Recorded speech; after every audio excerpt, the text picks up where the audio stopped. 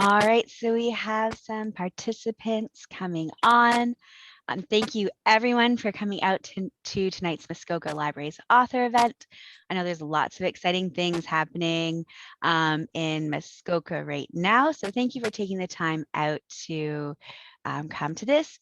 And make sure that you tell your friends if they can't make it to watch it on YouTube, because it's going to be going on to your library's YouTube page. So for those people who missed it and are watching from YouTube, hello, welcome. This is the last Muskoka Libraries virtual author event until after the summer. So you can catch up on previous author events at your library's YouTube page and also see this one again if you need to. And make sure that you are following your library's social media page, that you are on your library's website so you can get information about our next ones when they resume and all the amazing stuff going on at your library during the summer. So for anyone who is new to Zoom webinars, I want to point out a few features that we have. So at the bottom of your screen, you will see a chat feature, and you can use that to say hello. You can use that to let us know where you're coming from, when you're tuning in from today. You can let us know if you binge watch Degrassi to catch up for this author event tonight. There's also a Q&A button. So if you have questions for the author at the end of the event, please use the Q&A and not the chat, because we'll be using the Q&A to go through to answer all of your questions at the end. So if you have a question, please pop it in there anytime during the event. So let's see what else we have here. We begin this event by acknowledging that Muskoka is the traditional territory of the Anishinaabe, specifically the Chippewa and Ojibwe peoples, and the Algonquin. We also recognize the Wattamohawks who relocated to Muskoka in 1881. The treaties for the land that we live on are the J. Collins Land Purchase of 1785 and the Williams Treaty of 1923. We are thankful for the opportunity to meet here and to reaffirm our commitment to the promise and challenge of the truth and reconciliation here in our community. Today, I am very excited to introduce our very special guest and her new book, The Girl in the Middle, Growing Up Between Black and White, Rich and Poor. She is a Canadian actress, screenwriter, producer, director, and author. And she began her acting career at the tender age of 10 on Owl TV. She was cast in The Kids of Degrassi Street. She portrayed Lucy Fernandez on Degrassi Junior High and Degrassi High, and you've seen her in TV shows like Nikita and Soul Food, and she's even developing a TV series based on the book that we're talking about tonight. So it's super exciting to have her here. So welcome, Anais Granofsky. Hi, great to be here. Can you tell us a little bit about your new book, The Girl in the Middle? Well, where do we start? Where is it?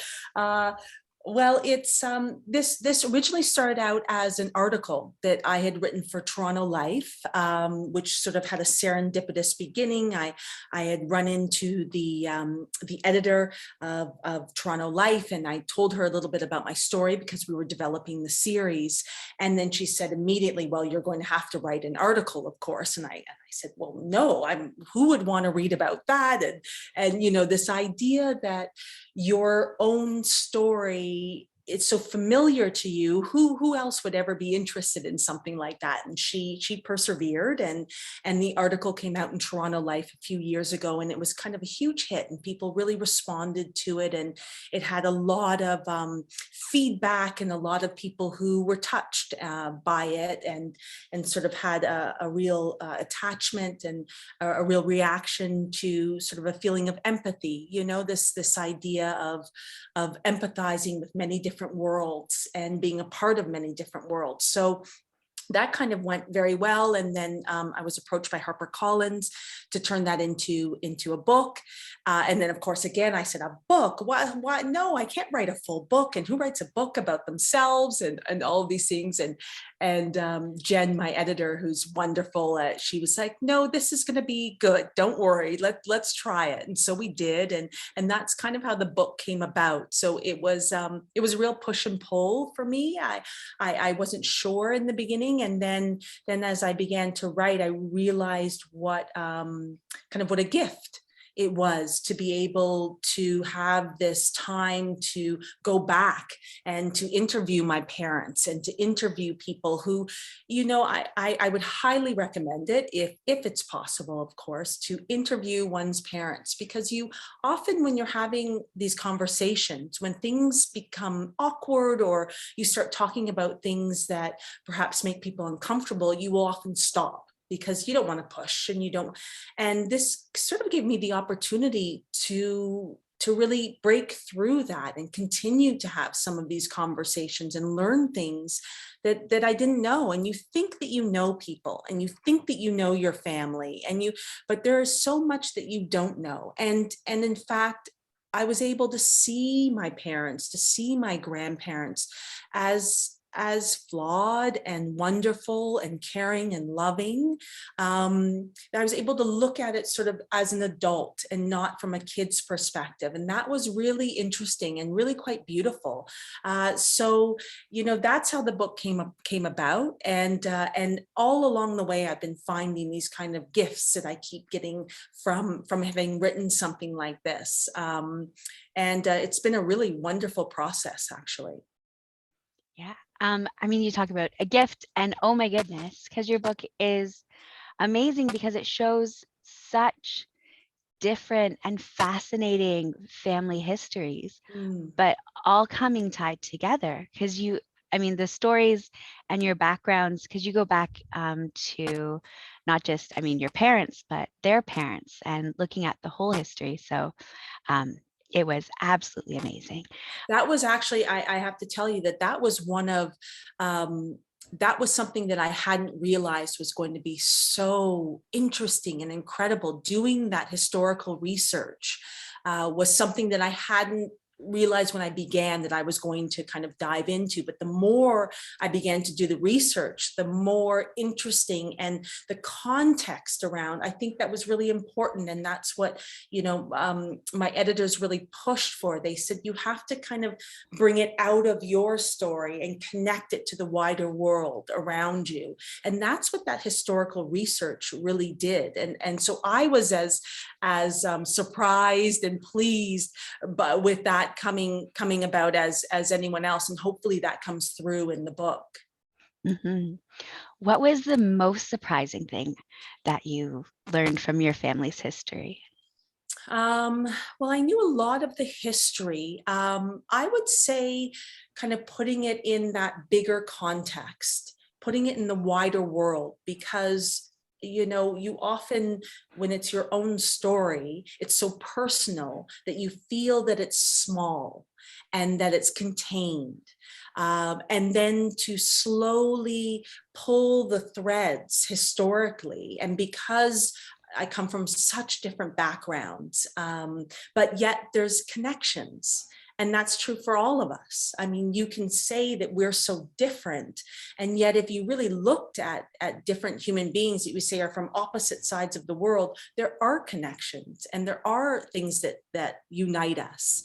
And so I would say that was a real pleasure. And again, I use the word gift. I don't want to use that too often, but was this idea of where is this in the larger world? How does this make a statement about the world that we're living in right now? And it was something I was hesitant to do at first because I'm not a historian and I'm not someone, I think, in very individual ways when I'm writing, because you're writing from the inside out, but to be able to look at something from the wider context was a real pleasure. Mm-hmm. I think one thing, I was listening to one of your other interviews because you've had a couple, not too many, but there are a couple out there about this book. And one thing that you talked about was about other people's stories and how everyone has their own story. And I felt that was so amazing, because in your memoir, you talk about really difficult stories as well, like your father's story and your relationship, and how he wasn't around, and he had this really all of these issues, Very tumultuous. very tumultuous. Kind of, yeah. But Well, you and just, that's what was so brilliant about interviewing him and talking with him and my mom, is that you really see them. They were kids, they were kids when my dad was 19 when I was born. And that was part of it, is that he was not ready to have a kid. And as an adult, you understand that. As a kid, all you do is feel these things, because you don't quite know what's happening with the adults. You can feel what's happening, but you don't know sort of logically what's happening. And so to be able to look back as an adult and say, this was a kid. I mean, I have a 19-year-old right now. And of course it was going to be tumultuous. And of course it was going to be confusing. And that was really lovely, actually, to be able to see my parents as the kids they were, and that they were doing the best they could. And that's really what it came back to. And that was really wonderful for me to discover, is that all in all, that the people in my story were doing the best they could with what they had. And there's a real forgiveness in that, and a real empathy, because I am also doing the best I can as a parent, and failing often, and disappointing people, and all of those things. So I'm able now to really understand where they were coming from. But to get back to your original point, this idea that everyone has a story, and what's so wonderful about writing something like this is that people will come up to you and start talking to you about, I've had that because I was on Degrassi. And so because I've been sort of a recognizable face, people do approach you and come up, and you get to have these incredible conversations that you normally wouldn't have with strangers. But yet this has sort of been another level where people are able to say, yeah, my grandparents, this is how they met, and all of these serendipitous moments that bring us all here, and all of these sort of moments where people could have passed and they didn't, and that's created a family chain.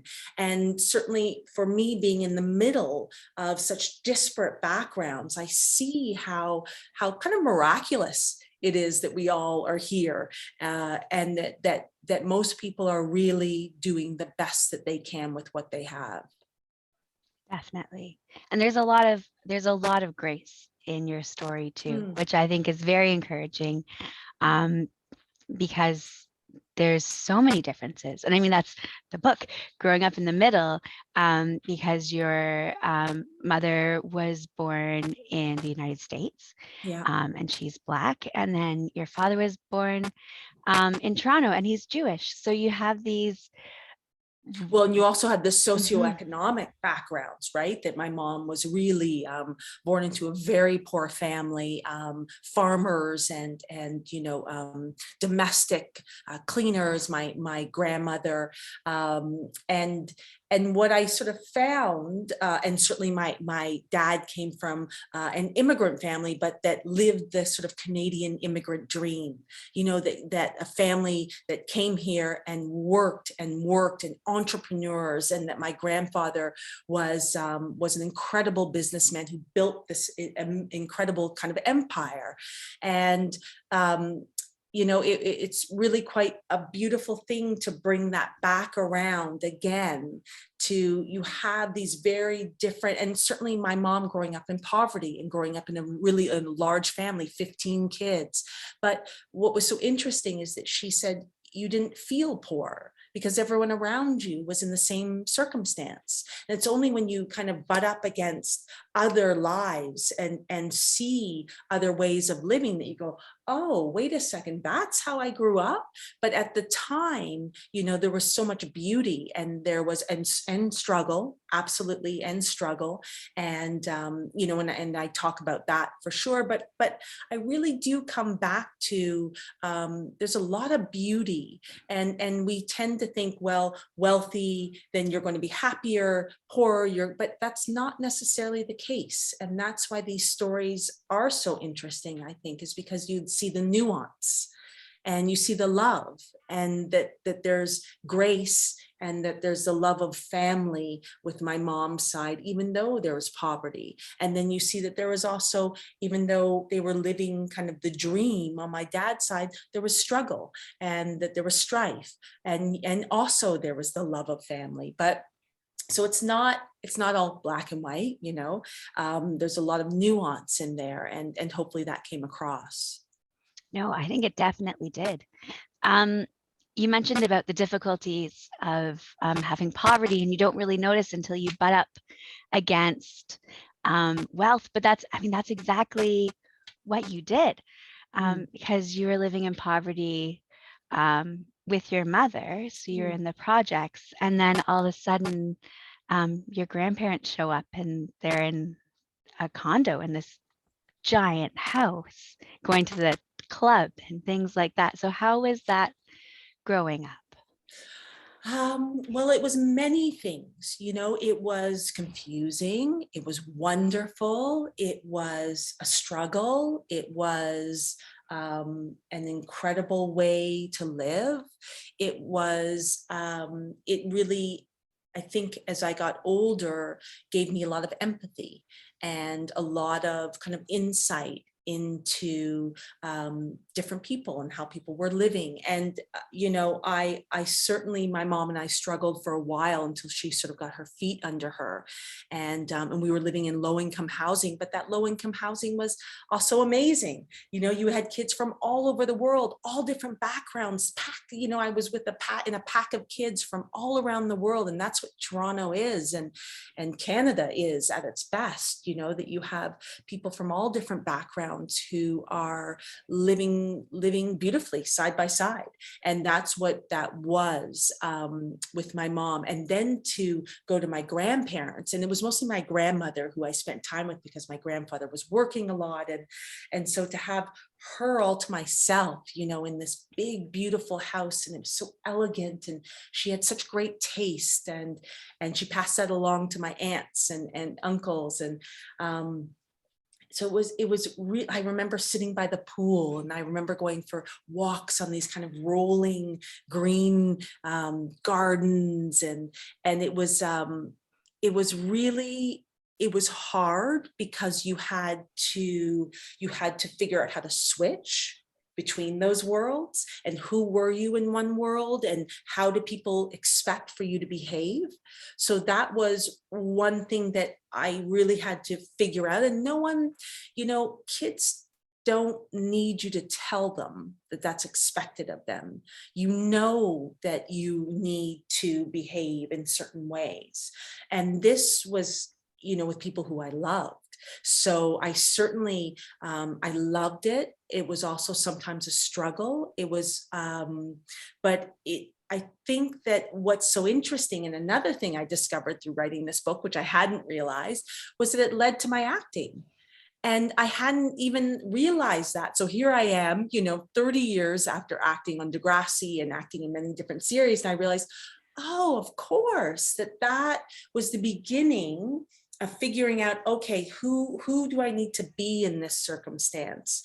And that led to acting, that led to an incredible career that I had, but then also led to therapy, of course, because then you have to drop that and actually be a real human being who's just authentically yourself, no matter where you are, right? So it took a lot of therapy. Therapy was great. So it's all of those things. Yeah, definitely. That was definitely one of my questions that I have here. Because you also talk about shapeshifting, it as shapeshifting in your book, and this, I guess, ability that you learned young to see how a variety of people were acting in it. And I mean, it goes all over from religion, because you have your grandmother and grandfather's Jewish traditions, and then your mother's, I think, Going Methodist to the church. traditions, Yeah, in and then Ohio. your father joining a commune and having Yeah. this whole other very interesting experience. Yeah, no, that's I was just talking with my husband actually and saying, you know, how much that gave me being able to be on that commune with my dad and having a huge amount of freedom. And I know that for some people that would have been a negative experience, you know, and that certainly people had different experiences.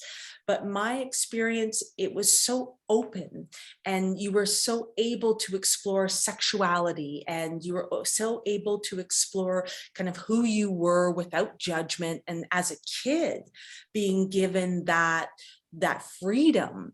And at the time I didn't realize, but it there were no hangups.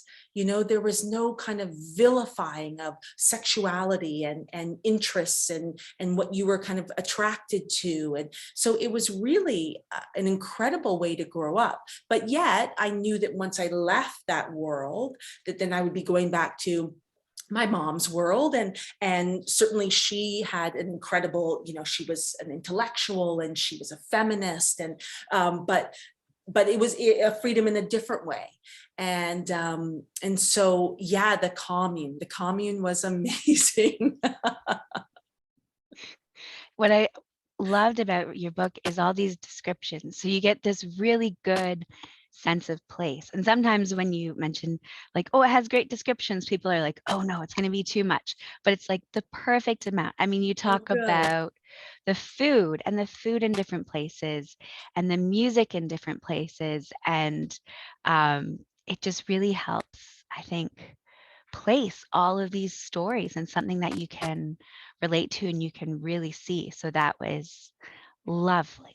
Oh, that's great. You know, I did realize, I was like, oh, there's a lot of food descriptions, you know, after I was done, but there is so much to that. You know, down in Ohio, you had the potato salad and the barbecue, and it was just meat upon meat upon meat, right? So you had chicken and ribs, and you had, you know, these incredible pies that I was with my aunt when she was making these amazing peach and apple and all of these amazing. So it just, it's interesting how food does stay with you. And then with my grandmother, who was an incredible cook, an amazing baker too. She was a baker in her younger life to make extra money for their family when they were just starting out.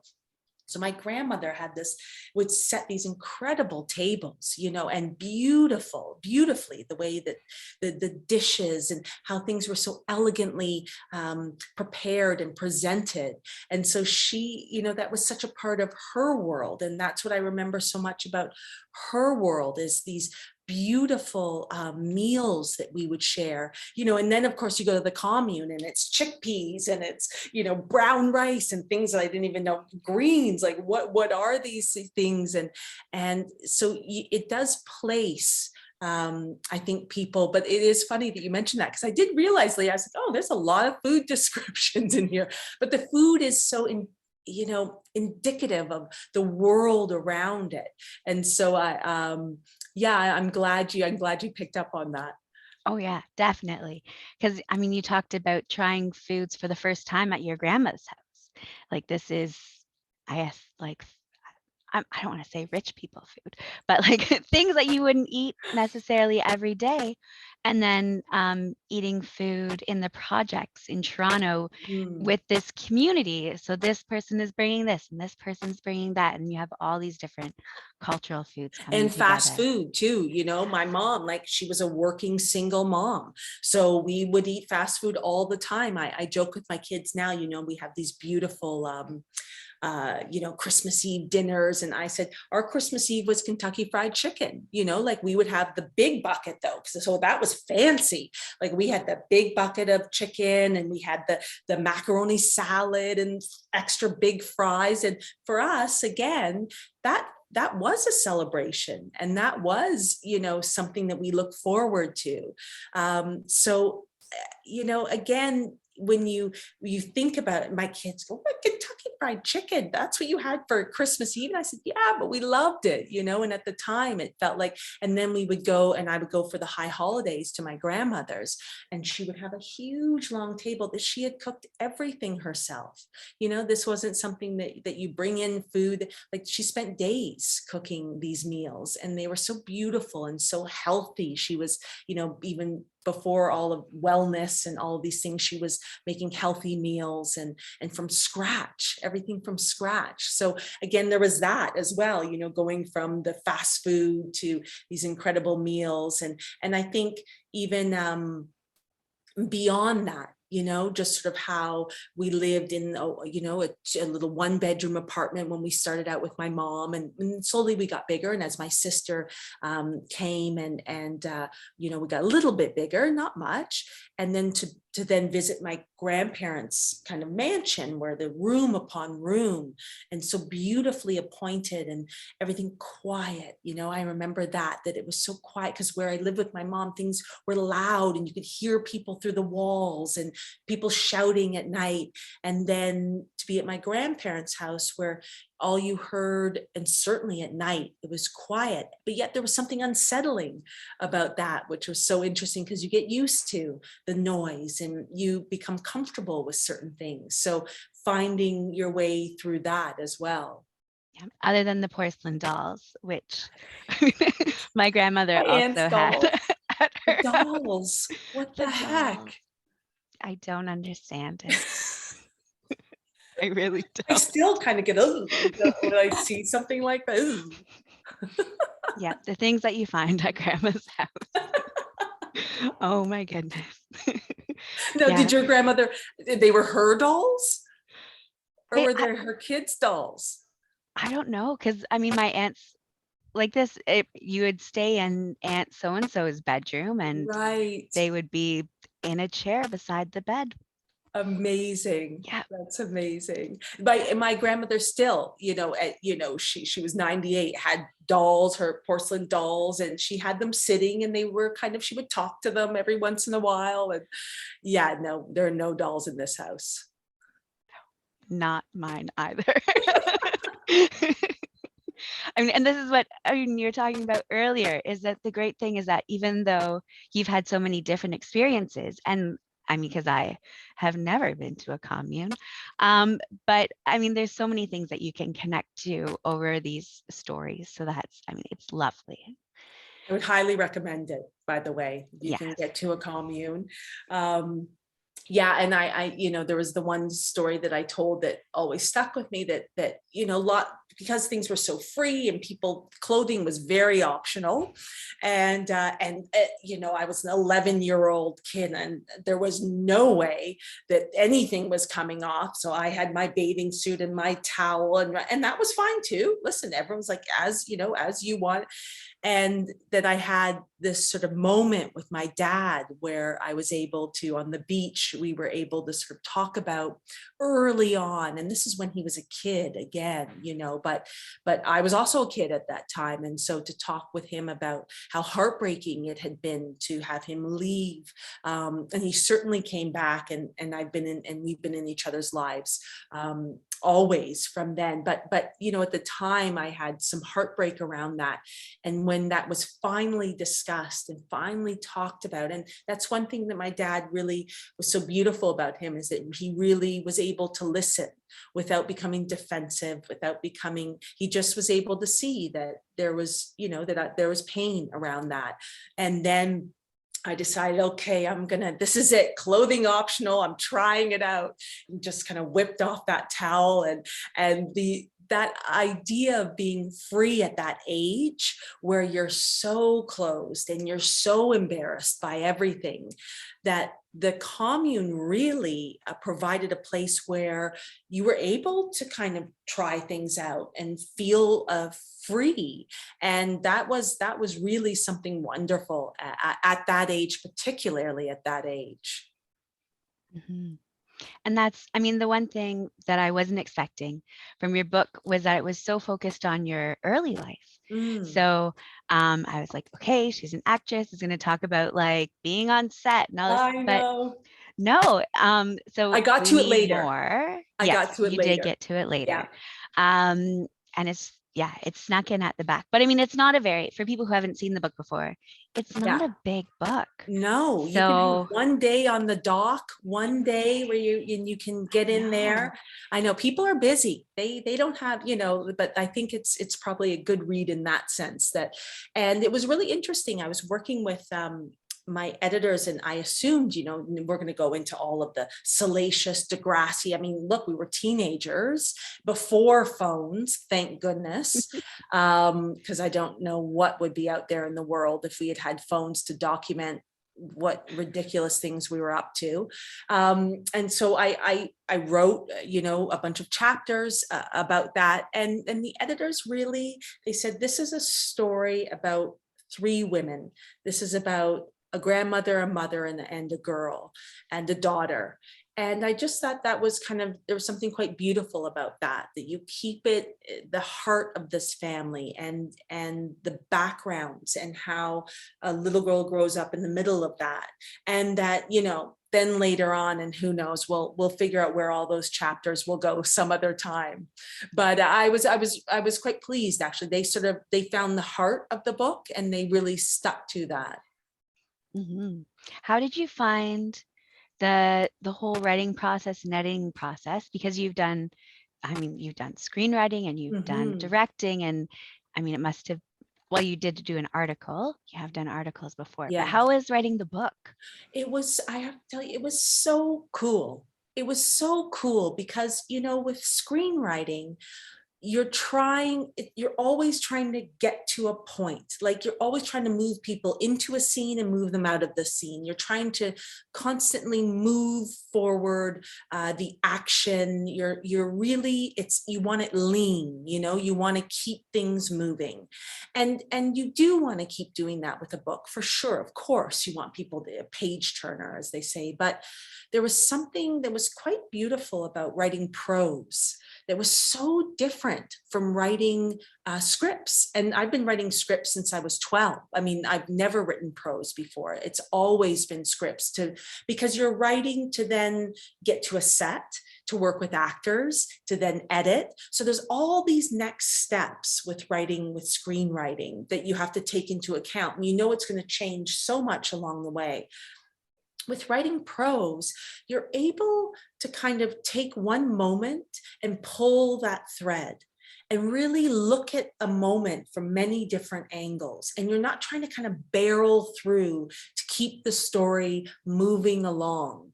And that was one thing, that my editors, and specifically my editor, Jen, at HarperCollins, she was always like, stop. What do you mean? Like, I would kind of one point I said, my mom was from a family of 15 kids, and then I just moved on. And she said, what? Wait, what do you mean 15? Who were they? What were they? What were the relationships? Who was this family? How, the older, the younger, how?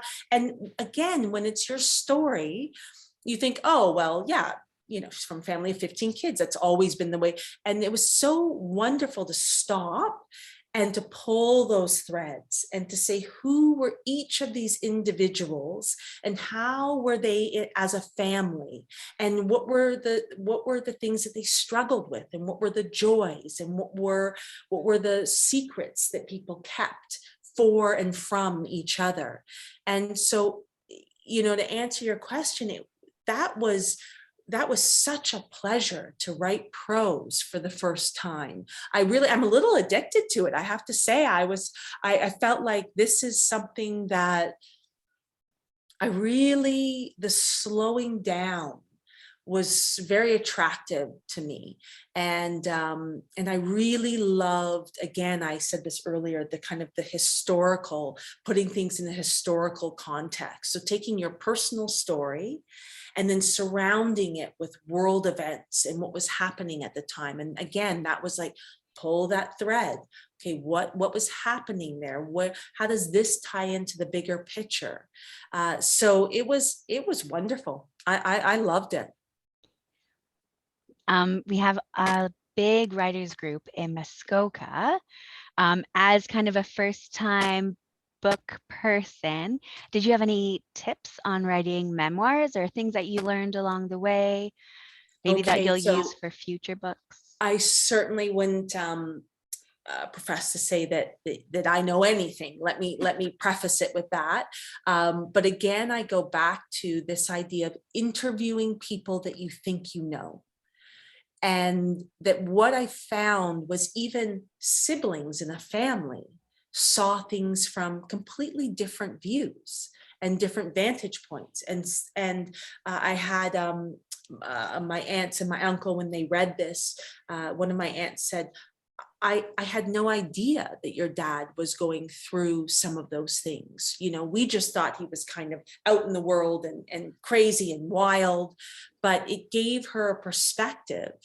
And even though they grew up in the same house, you cannot know what's happening with someone or where someone is coming from.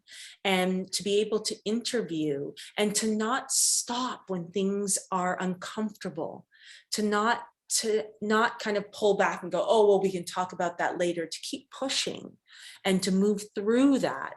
That was, I would say, that's sort of my biggest, that was sort of the biggest revelation for me, was to have this excuse to really sit down with people that you think you know and ask them these questions and ask them things that you wondered about. And you will be surprised. You'll be surprised at where they were coming from, especially if you were a kid, you know, especially if you're talking to grandparents or parents, if you're lucky enough to be able to do that. That was one thing that was amazing. And to pull threads.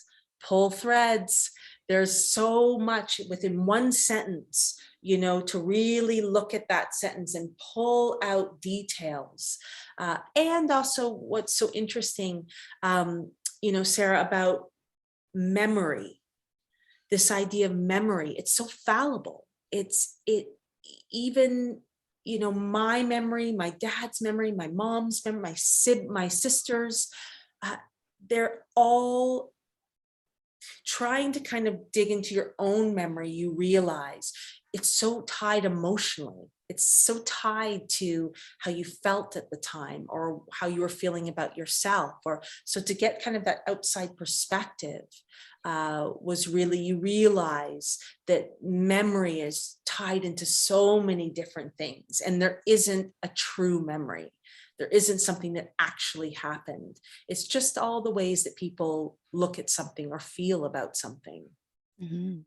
Do you think being a mother now puts different things in perspective for you from Oh, growing up? absolutely. Definitely. And I think I wrote at the end of the book, you know, that was really, really helpful, because you see, you know, how disappointing you are as a parent and how ridiculous you are sometimes, and how filled with rage and how you hope for things, and how you see yourself in a way that your kids are like, you're not that great, like you're okay, you know, like at some points you're pretty good, at this time you were not great. And you go, and what's so wonderful about having written this is I'm able to go, yeah, you know, I can definitely see how you would have really thought that was not great.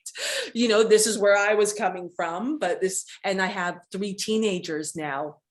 And so we definitely have different viewpoints on how things are going.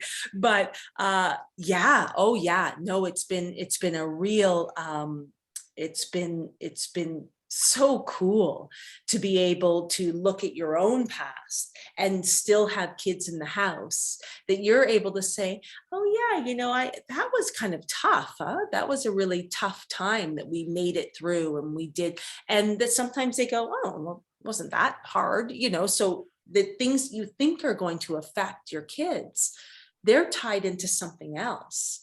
So, oh yeah, no, it's great to realize how, you know, how mediocre and how difficult you can be as a parent, and also how wonderful and open and cool and great, you know. So it's all of those things. And I always, I certainly have been given the gift of being able to see things from many different vantage points. and to be able to hopefully see myself from my kids' point as well. And my dad also gave me that wonderful thing where when people have an issue with you and have things that have hurt them that you have done, whether it was on purpose, not on purpose, that you didn't even realize it was happening, to be able to sit and not be defensive, to be able to say, wow, that must have been very difficult for you. And I'm really sorry that that hurt you that way, and that I did that. And that's a real gift with teenagers, for sure. You are apologizing a lot. Oh no. But you still dedicated your book to them. Yeah, So yeah, as of course, of course. now, I see we have one question in our Q&A. So if people do have questions, please pop them in the Q&A area. One story that I loved, and I mentioned this earlier, well, before we started, there was one story that I loved in here, and that was your mom when she was young, getting stuck in the library. And there's so many library, obviously I'm biased because I work at a library. There's Yes. so many great library references in your book. Are you reading anything right now that you'd like to So, tell us about? you know, and I'll just mention first about the library connection and what a saving grace that was for kind of generations of my family. My grandmother went to the library with her kids. She was, my whole dad's family are huge readers. I mean, I wish they could be here to answer this question, because my grandmother had, you know, a new book on the go every time I would see her. I would go and visit her once a week, and she had a book on the go. And my aunts and uncles, huge readers. I mean, just incredible how much they read, voracious, you know, and dive into those worlds. And then my mom, who was, you know, felt very separate from her family because she was such a, again, voracious reader, and hungered for knowledge, hungered for an education, which she got that. She made her way to university, which is where she met my dad, and that's how they crossed paths. So she was always early on a big reader, and passed that along to myself and my sister. And I remember our trips to the library. I mean, those were big outings for us. And we would go, and how exciting that was. And certainly when I was younger, as an only child, to be able to have those worlds, Narnia and Judy Blume. And, you know, I think I name check all of those in the book because they were so profoundly important to me as a kid, to be able to disappear into those worlds.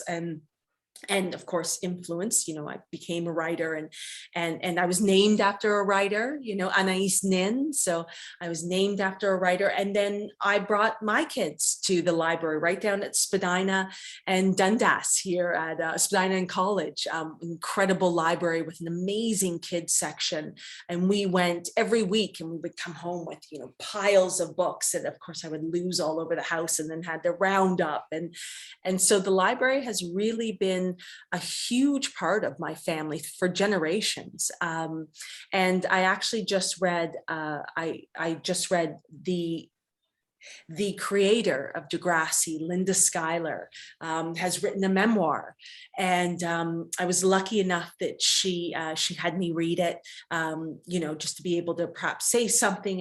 And I was so amazed at this. You know, she was such a groundbreaking pioneer and a maverick filmmaker, you know, a woman in making in that industry, which is sort of a notoriously difficult industry, and how she made it through. And not only, you know, we call it the OG generation of Degrassi. I mean, there's been multiple and other multiple series that she's done with grace and with heart and with grit, you know. And again, to read about someone who I felt like I knew. And certainly I was a teenager when we knew each other, and in my 20s. So we haven't known each other as older adults. but then to find out all of these things that were happening, that you didn't know at the time. So that's the last thing I read, which was just yesterday. So I bring that up, and that's kind of in the memoir vein, which was just wonderful. And so when her book comes out, I'm sure you'll hear all about it. Yes, definitely. And then it's great because your book's in the library now. So That's come right. full circle. Full circle. Full circle. All right, so we have a couple questions coming in the Q&A, and that is great. And we have a couple of comments in the chat as well. So John said, I loved the book and I found it so interesting. I couldn't put it down. And now I'm looking forward to the TV series. Perfect. And let's see.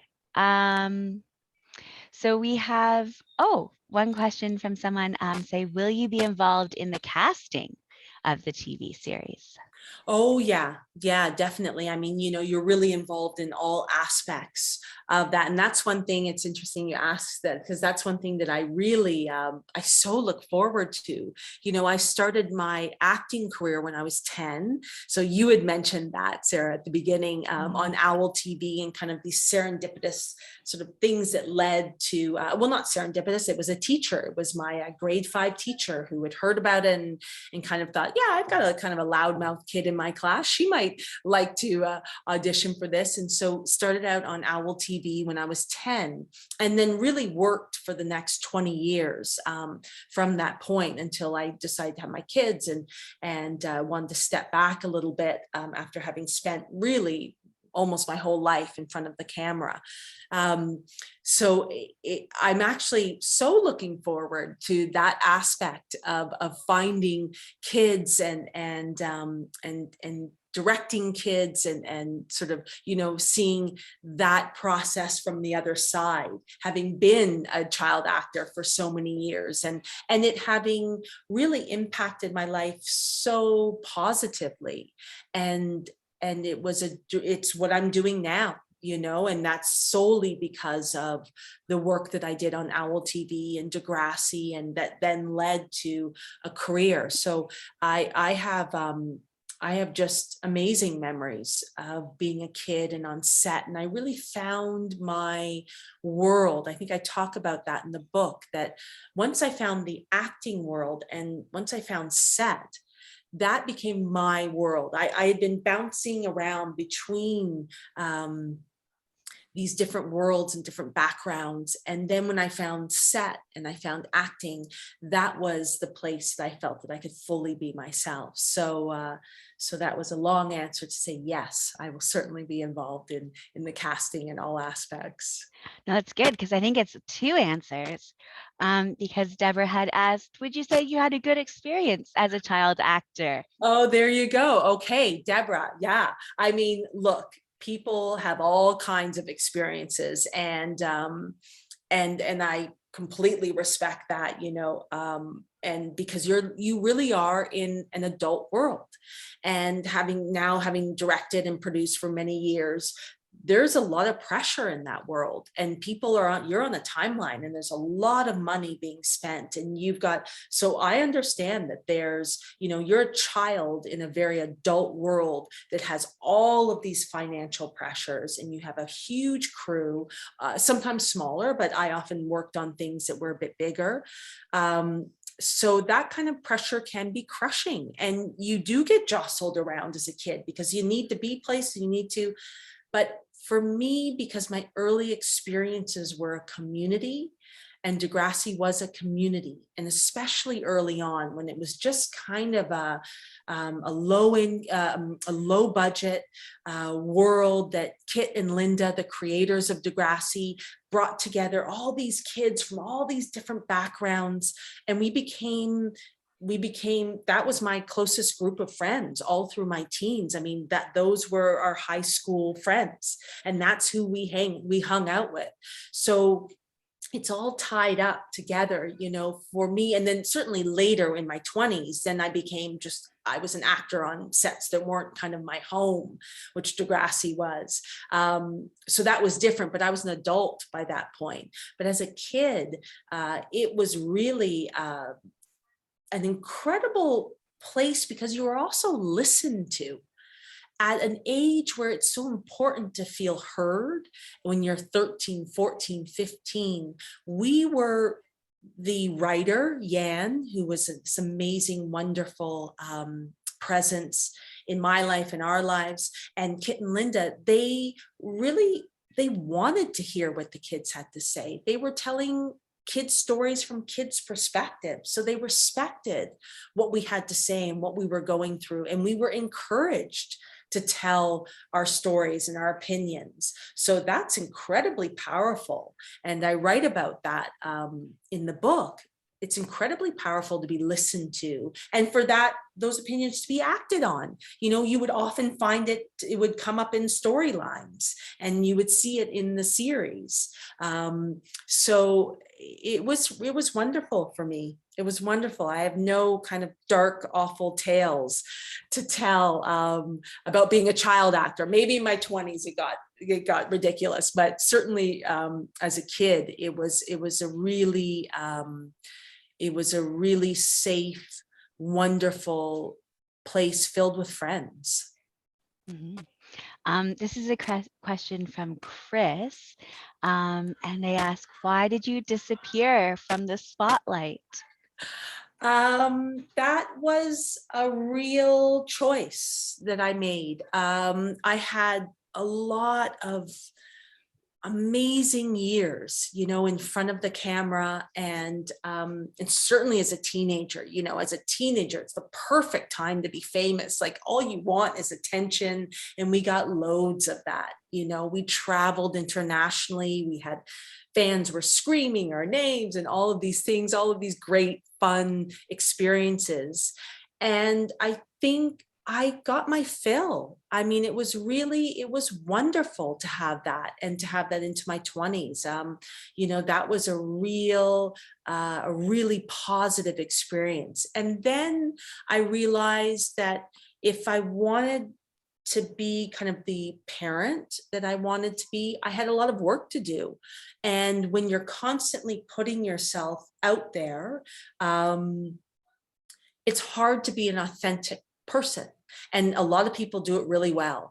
I just found that for me, the kind of fame and that was not necessarily how I wanted to live. And it was no reflection. You know, I had a wonderful time. There was just another phase that I was really looking forward to. And for that to be true, it had to be kind of away from everything. And to find out, as I said, I was joking, not joking, you know, you had to go to therapy, and you had to figure out, like, who am I in the middle of all of this? And what do I sort of see for myself when I'm not acting? So it was a real choice, and it's been wonderful, actually. And I'm so thrilled with everyone, you know, from the show who's still out there, and you know, I get to see them every once in a while, and it's so great. For me, there was a different life that I certainly wanted to live. We have a couple of questions here from Amanda, and she is a high-level ESL teacher from Oakville. She's always looking for unique voices in Storytime, and she hasn't read the book yet. She has two questions. We'll do the second question first. We'll go backwards. Okay. And she said, will you be willing to speak to a class of 15-year-olds and about creative writing? Or if people are interested in, do you do book clubs, or if they want to book you, is there a way? Look at Amanda just throwing out requests there. Oh my goodness. Look at that. That's impressive. You know what? I have been doing different things for the book, which have been really wonderful. And I can only imagine that a class of 15-year-olds would be hilarious and wonderful to talk with. Excellent. And then what was the first question? What was the first question? Was, how do you reconcile your love for your paternal grandparents and your mother, along with how your mother seemed to have been treated with being left to struggle with poverty? Yeah, interesting. That was really, that was kind of the crux, wasn't it? Like that's sort of the a big reason behind the book itself. So that's a great question. I mean, that was really what you're sort of searching for. And I think that what happens is that, again, I go back to, you realize that people were doing the best they could with what they had. And when you realize that, there's a lot of empathy, and there was a lot of, people are operating out of their own generation, and they're operating out of, what they knew at the time. And that's why this idea of love and family is so radical. It's so radical because you can't ignore it, and you can't say, well, they're an other, I'm this and they're that, because you're family. And love kind of does that, doesn't it? It pulls you closer, and you say, we're all humans, and we're all kind of not great, and we're all wonderful. We're all complicated. So I was, because I loved them from the time I was little, and specifically my grandmother showed me so much love, that was never a question, so I always felt that. And only as I got older, and in the book I talk about that, when I really realized, oh, that's what's going on. Does this have to do with race? Does this have to, because all you know as a kid is that something's going on, but you don't quite know what it is. And then when you realize, there were times where I had to pull back and say, what's happening here? And then, of course, that's your family. And when you don't let go, and often people do, and families become estranged. But my grandmother wouldn't allow it. She was really very powerful, and so loving in that way, that she didn't let me get lost, and she always kept me close. And so that was something really beautiful that she gave to me. I think we have one last question here. And I mean, you seem to be answering all of the questions all at the same time, really. Perfect. So Deborah says, you are a very grounded person. What or who do you attribute this to? Boy, well, again, I go back to, as a kid, I was able to find a passion early on. So I found a passion in acting, and that passion gave me kind of a platform. And we use these words now, we didn't have words like that then, but it gave me a space to feel that I was appreciated for who I was. And that's unique, and I don't take that for granted. And I know that that was a really wonderful thing that I was given early. So to be able to find your passion early on, and to be celebrated for it early on, wow, that was something really, really great, and really grounding, to use Deborah's word. And also this idea of empathy, this idea that we're all coming from struggle, and from strife, and from beauty, and from love, and just trying to make our way. And if we can recognize that, and I really had no choice but to recognize it, because I knew that there were these different sides, and that they didn't connect for many reasons. So where was I in the middle of that? Where do you find yourself in the middle of all that? So empathy was a big one, and empathy and gratitude, lots and lots of gratitude, for sure. I think we have time for one more question. And Chris wants to know if you're going to write any more books. Look at that. I don't know. I'm working on the scripts right now, but I have to say, as I said earlier, writing prose was really, it was wonderful. Wow, what an incredible way to spend one's time through a pandemic. I can tell you that, having teenagers at home and being able to escape to a little room and write was a real saving grace. I hope so. I would love that. Yeah, I mean, we hope so too. I hope so too. I can answer for everyone. So for people who haven't read the book yet, we do have it at the library, but you can get your very own copy if you would like to. You just have to contact your library, usually by tomorrow afternoon. So you can email them tonight. And then you can get your very own copy. I mean, it's great because it's short, but it's so good. So thank you so much That's for awesome. joining in. My pleasure. it That was was really lovely. And we have people saying already it's on their list to read. So Perfect. I know. Done. Then our work is done. Our work is done. And I know, I hope there wasn't too much noise because they had to rebook an author talking about how to be still sexy after 60. So there was a bit of a party upstairs tonight. So since they didn't record that, we were competing, but I know lots of people who were attending. Read that.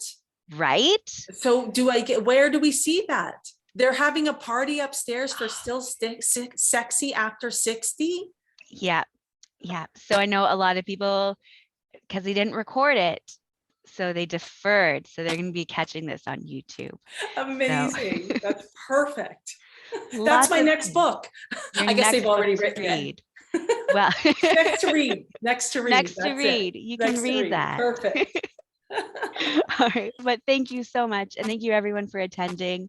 Make sure that you follow your library social media, newsletter, all of that stuff, website, so you can listen to all the other events that are coming out, so you don't miss either our virtual author talks with amazing, creative, brilliant women like we have tonight with us, or learning about how to be sexy. So there's tons of things to learn at your library. So thank you, everyone. And good night. Wonderful. Good night.